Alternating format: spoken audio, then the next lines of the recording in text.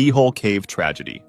On July 18, 1998, 4 friends went to Keyhole Cave early in the morning. Craig Douglas, his sister Jessica, and their friends Buster Miller and Jennifer Russell wanted to explore the cave all the way to the bottom. The cave had many tight spots, and the deepest part was 113 feet down. To get there, they had to go through a very small tunnel, only 1 foot high, then drop down an 8-foot hole. They put on their lights and knee pads and started going down. For a few hours, everything was fine. They moved through the small tunnels until they got to Paul's Pipe, the last small tunnel before the final drop. Craig went in first, but as he reached the edge of the drop, his foot got stuck in a rock. When he tried to get it unstuck, his knee got caught between 2 rocks. The pain was bad. Every time he moved, the rock squeezed his knee harder. He was in a bad spot. His body was facing down, with his weight pulling on his stuck knee. If he slipped, he would hang by his trapped knee. His sister realized he was in trouble. Craig tried for 15 minutes to get free, and Miller tried to help him, but there was hardly any room. Craig's leg began to swell up, and he was having trouble breathing. Somehow, he managed to move just enough to get into a safer position, but his leg was still stuck. They knew they needed help quickly. Jennifer, who was the fastest, went to get help while the others put clothes in the small space to help support Craig. When rescue workers arrived, Craig had been stuck for over 5 hours. His leg was swollen, as no blood was getting to it. The space was so small that only one person at a time could work to free him. They tried pulling and using oil to make it slippery, but nothing worked. Craig was getting too cold from prolonged contact with the rock. The rescue team wrapped him in a special blanket and used a heater to keep him warm and prevent hypothermia. As time passed, the air got bad. The oxygen level got so low that it was hard to breathe, so the team had to bring in fresh air through tubes. After 30 hours, Craig was still stuck in there. His body was getting weaker by the hour. The rescue team used drills to break away bits of rock. All of a sudden, however, he stopped shivering,